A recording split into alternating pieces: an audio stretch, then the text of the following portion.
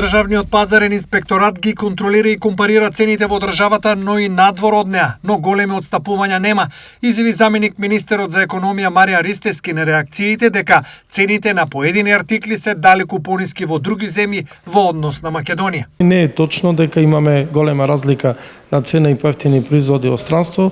Обично од сите основни прехранбени производи, може би има некои од тие производи кои се поскапи во Македонија, меѓутоа грото на производите бар со 10% се поевтини од другите пазари во околината во однос на Македонија. Сепак Ристевски порачува. Меѓутоа можам да кажам дека законот за нефер трговски односи функционирајќи, има одредени промени во законот, имаме редовни состаноци и со маркетите, со дистрибутери и производители и нема да толерираме како влада изигрува нова фер трговија која што на крајот од денот би ја плаќале граѓаните од својот џеп на крајниот производ или нема да дозволиме да има воени профитери токму во вакви услови на економска и светска криза. Евентуалните малверзации и негативната трговска креативност ќе бидат казнувани според законот за нефер трговски практики, кој според Ристевски со мали измени е добар. Овој закон го презадовне, некој претходно го правил, иначе европска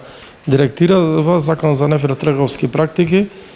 Казните се тие што се 20.000 евра највисока казна, меѓутоа со идните промени 10-кратно ќе бидат бар зголемени казните, а ќе биде воведена казна за добавувачи доколку не се придржуваат доколку потпаѓаат на притисоците од страна на трговците. Значи и тие на некој начин би биле учесници. Исто така ќе има одредени промени во прецизирање на договорите, да оставиме помалку простор да ја изразуваат она негативна креативност што има трговците, да го изигруваат законот, да во видат измислени трошоци, а сето тоа на крајот се плаќа на цената на производот, на крајот од денот го плаќаат граѓаните. Насоката Ристевски ја аргументира и низ постојаните контроли од страна на државниот пазарен инспекторат, кој само за една недела изрече казни од над 2 милиони денари во 444 контроли.